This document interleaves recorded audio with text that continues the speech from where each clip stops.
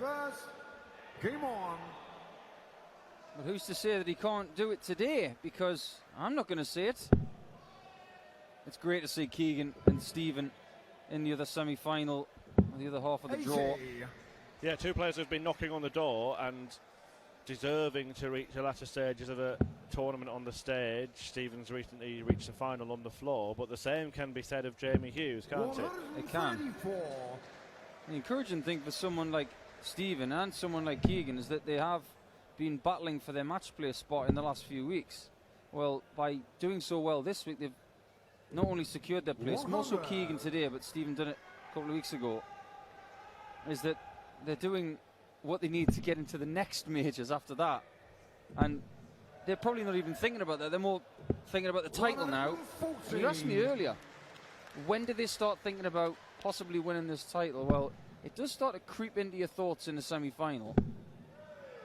But those guys backstage will be thinking more about how do I get rid of Stephen? How do I get rid of Keegan? But yeah, I think there's a difference, isn't there, in a tournament like this where the quarterfinals are played in the final session.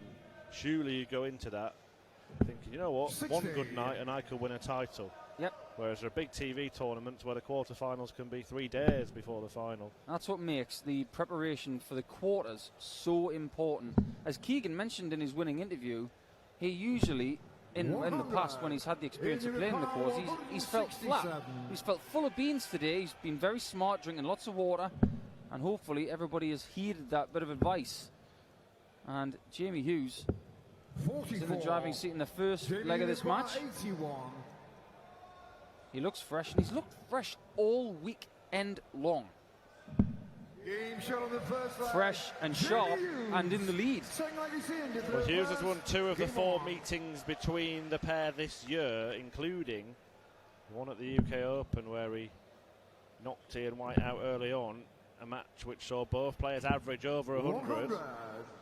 Ian White got some revenge in the German Darts Championship back in March when he defied a 107 average from Hughes to pip him 6-5. Yeah, it was a cracking game, that.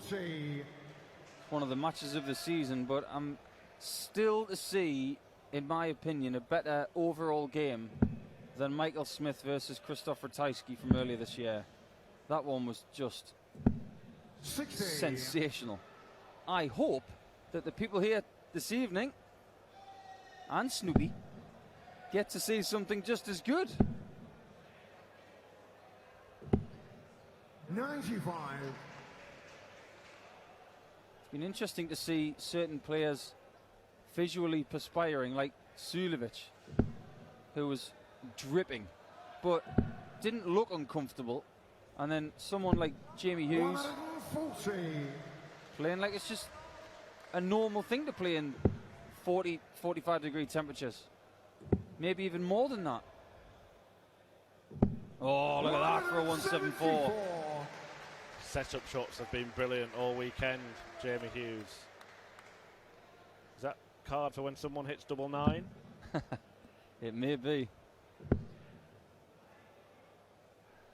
Who cares what 60. double it is as long as it goes. Jamie require 92. Where does he go here? He's going to look at the ball. 87 left. I know a lot of people who would have, in that 25. spot, gone for the 60 because the 141 is possible but not likely. Yep, so your points. Hughes will expect to return. He will return, but he only scored 25 in his last visit. 105. That makes this 67 a lot harder. 67. Because now Ian White's on a double. Well, in the previous leg, he pinned the double at the first attempt. This time, the treble allowed him 2. 51. 2 placed outside the wire. 36. When he misses, he doesn't miss by much, does he? White off the hook. Yeah, he's got away with one there, Ian White. Because Jamie Hughes could not convert 92 in 6 darts. And one of the games that the lads practice backstage with other people is called 1-2-1, where they have to eliminate 121 points in 9 darts in alternate throws. and then you go up 1 if you get it, and then one of the things that MVG does is if you get the 3-dot checkout, is you get an extra life, and you do 5 lives, and if you fail to get it, you lose a life. 177. But to not convert 92 is a bit of a sin at this stage of the competition. Well, Ian White, having been handed a hold, is now trying 58. to carve out an opportunity to break, and has gone about it the best way possible with his opening salvo. I've noticed that Ian White has pretty much disengaged 48. the zip on that shirt. Can't go any lower. Well, it's a good job it's not a full-length zip then, Paul, isn't it? 43. Yeah, there's not a great deal of players use buttons anymore. It's all zips. If Ted Hankey was here, I fear to think. It's good to hear that Ted's on the mend and he's back 59. playing darts. If you're watching Ted, all the very best to you, and we hope to see you soon. It's good to see characters and double world champions sticking around and giving it a go. Jamie Hughes is more than giving it a go. 136. He's got every chance of winning this game and this tournament if he can just stay in the same zone as he's in right now. I'm going to ask you a little question in a moment. We'll let the leg play out. But referring to the World Series of Darts that's coming up, 53. Jamie I think you know where I'm going to go, but let's see where Hughes goes here. Can he fly one over the top? Too high. Well, it's fascinating that he didn't move back to the centre of the hockey after that adjustment. And Ian is looking at the downstairs portion for this. Might look at the bull now to square it up. And that's sensible. Leaves a 2-darter. Yoza will need tops right now. He's been 32. deadly on that this weekend, but that is probably the worst start he's had at it in the last couple of days.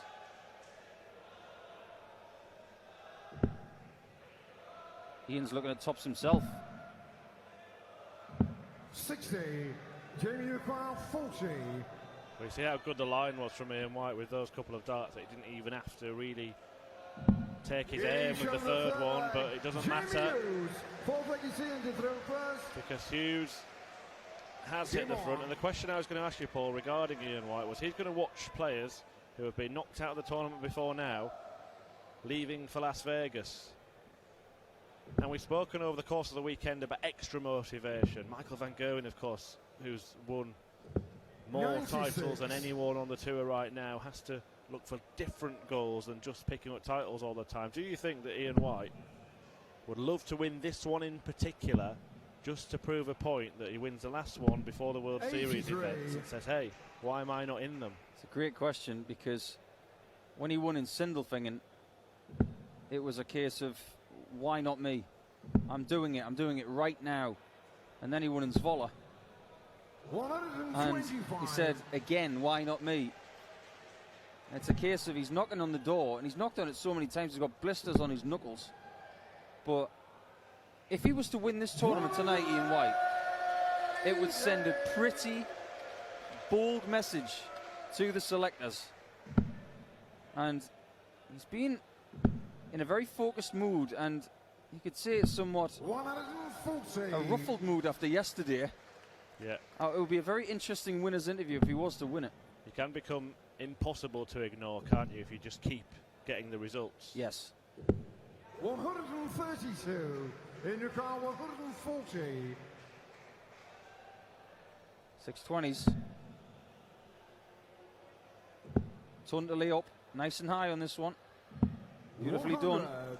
Jamie O'Connell 106. Hughes' 7th max of the weekend has placed him on this 106 checkout. Chooses double 16. And Hughes hits double 16. I am very surprised he went that way, because on double top this weekend. Like I mentioned in the previous leg, he's been dead-eye on it. Absolutely dead-eye. 60. So, to be that lethal on double 16 and have tops in the locker, it just gives you more proof that Jamie Hughes is here to stay. He's going to do something 100. possibly today. If he doesn't, he's going to do something this year. He can't play the way he's been playing and not make massive impacts. Now, we all in the know 46. know how good he is. We look at the stats, we look at his games, we look at his attitude, the way he performs. It's going to happen. It's just a question of where and when. If you look at the overall list 100. of averages from the Players' Championship Tour, and that's where averages really become relevant because it's over a sustained period of time. It becomes more relevant the further into the season we go. Yep, certainly, and he's 9th on that list. 47. Ian White, who's already won a couple of titles in 2019, is 4th. But Jamie Hughes has hit some huge numbers over the course of the season. Also look at the European Tour qualifiers. 59. Well, he has done a fabulous job of qualifying this year. It's not an easy thing to do. Steve Beaton was the king of that. But he's a seed now. But Yoza has qualified for more than he's lost in. He's had a lot of exposure on the Euro Tour this year. Yeah, he started off the season by having those big ton plus averages and losing somehow, didn't he? It just kept happening to him. But he managed to 60. not let it affect him and carried on performing at that level, when you have seen some players kind of crumble and think, oh, what's going on here? What do I need to do? And it can really affect the mentality. Well, that was a bit of a strange deflection on that first start that was in the 60, but the switch is 116. exemplary. Well, Ian White's only been allowed one dart at double in this match so far. Obviously he hit it, but he would hope to get a chance 130. to win this leg. 136.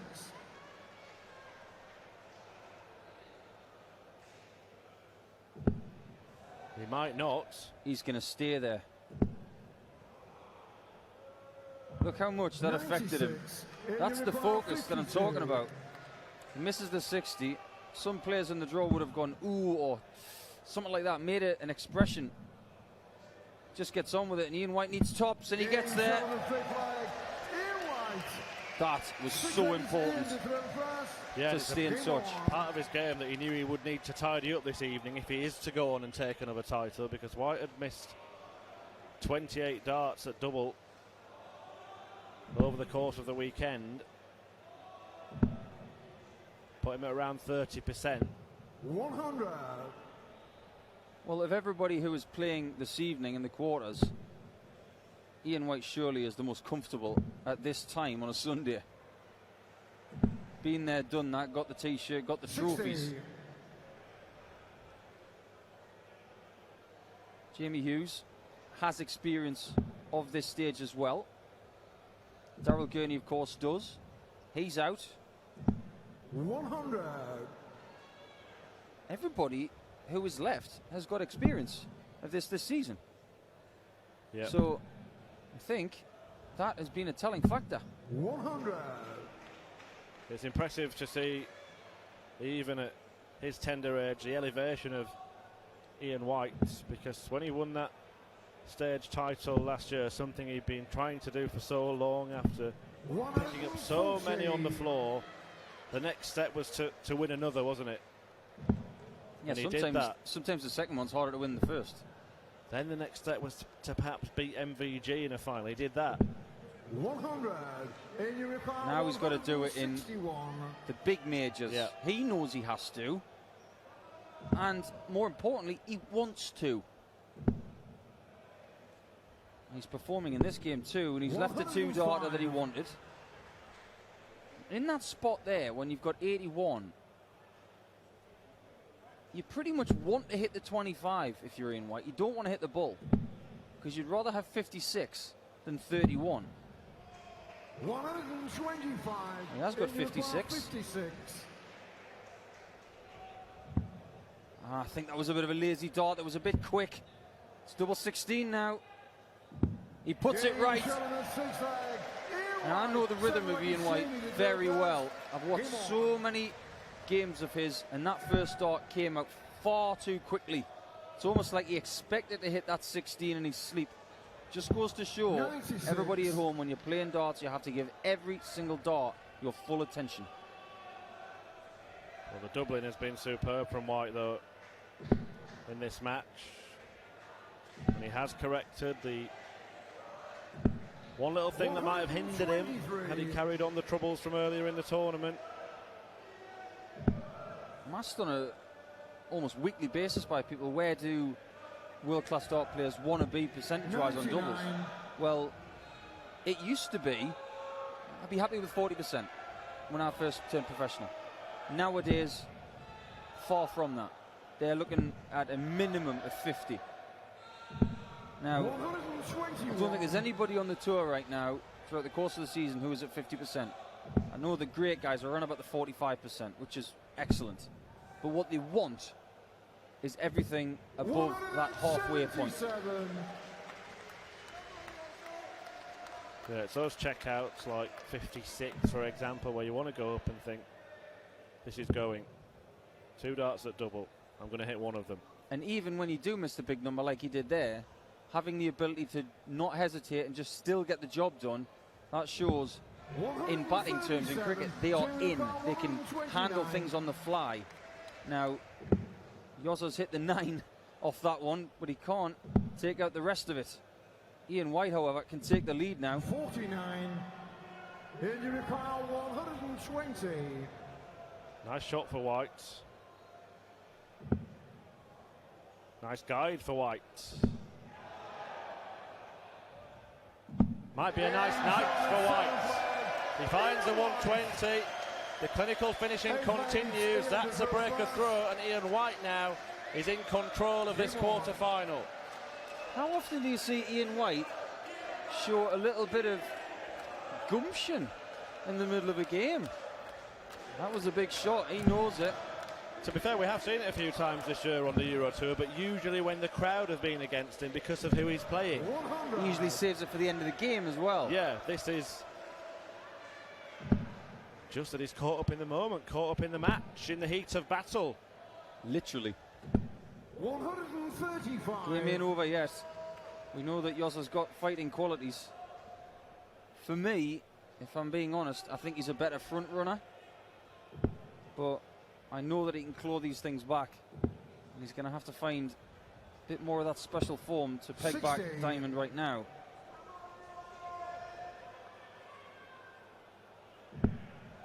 That is the perfect first start. We will know at the end of this tournament the seedings for the World Match Play. Ian White currently world number 10 and would therefore have that seeding. He could flip with Simon Whitlock if Whitlock wins the title here.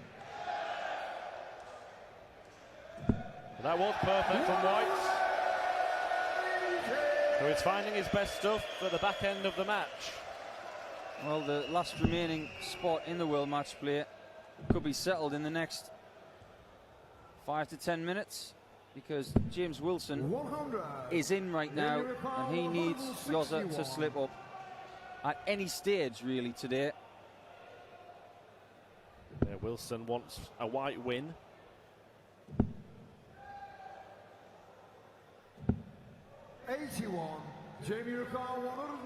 Professionals love this shot. Double 6. 114. And every right-hander in the world loves double 6. And they do not expect to miss it ever. And that was quite a big miss for Yoza. And he is going to pay the price, you would feel. Well, White having just taken out 120. Will fancy this 80. On tops. 40. Yes, Ian, too high. What's happened? Don't expect Yoza to miss again. That is a sighter, to be very kind. That can be a guide. And that is a leg winner. Game shot on the A flag. Doesn't matter if you get it first, second or third, as long as you get there.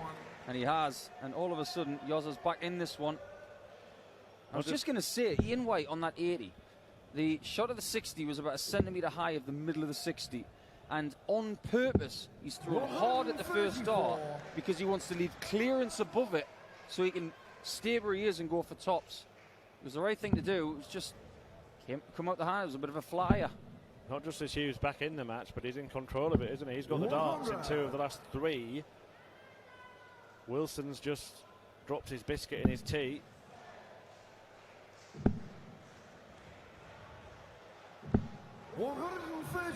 He's dropped his oat cake. We said it right at the start of the weekend. There is always somebody who comes out of the shadows and emerges as a real contender. Just to go back to what we're saying about the seedings, for Ian White, just to give you an idea of potential second round matches, it would mean the difference between a meeting in round 2 with Peter Wright or Gerwyn Price.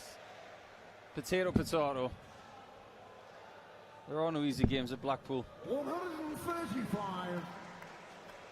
This is actually a really good warm-up, no pun intended, for Blackpool, because if you can succeed here, you can succeed anywhere. And I am not paraphrasing Frank Sinatra in New York, New York. 97. Time on his side. He'll be happy enough just to set up the shots. If you'd have said to Yoza before this game started that he'd be 4-4, sitting on tops with 3 darts in hand, he would have had your arm off.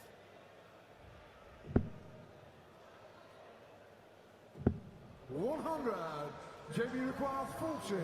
Well, it's the leg he's interested in here. And he's won it on tops, and now he needs one more to keep his dream alive of a debut at the match play, but also the dream of winning a big stage title. Ian White is not going to make it easy for him. What I'm going to say, Murph, is the amount of times that Yoza's hit tops this weekend is quite incredible. But the amount of times he's hit it on the underside of the top wire. It's almost like he's picked out a certain point of that double top and he's hitting it every time. Well, most times anyway. 60. These guys do not deliver bad games. When these two play each other, it's like those two people in that movie Hancock. It's just fireworks. You can see they're identical 60. first 9 averages, almost identical averages. It just has become that. Just a shade under the 100 mark. They've produced much better than that in the past, but this is a thrilling encounter. And it looks very, very likely to go down to the wire once again. It's a very apt phrase for a darts match, down to the wire. Oh, great shot from Jamie Hughes. That young man is engrossed. I wonder who he wants to win. Well, the thing is as well, there haven't been many mistakes at the end of legs from either player. Is this the end of this leg? Bull. Ian White hits the ball. What a way to force a last leg decider. What a shot, what a moment, what a match.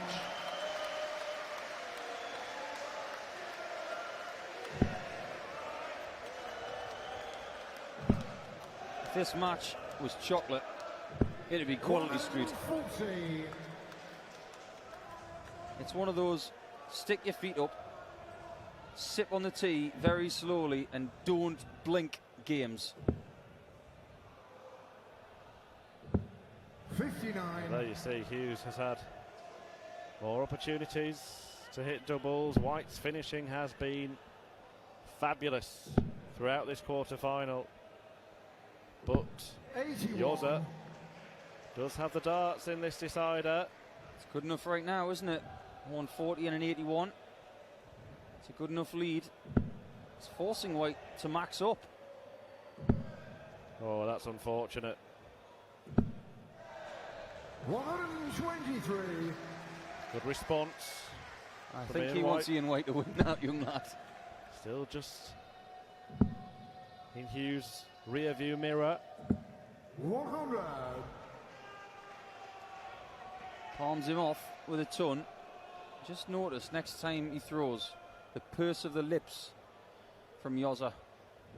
The controlled aggression. Ian White might go downstairs now to take the 9 off. Brilliant. 137. You can't watch. We can't. Well, 2 points in it, but Jamie Hughes, with that throw advantage, is going to be at the finish first. 140. He's on a double. As 140s go, that was a gold medal 140. Well, the 164 kept White in it, but it's a simple double top that could see Hughes move through to the semi-final. Yoza to keep it alive, the dream of winning. He's in the semis!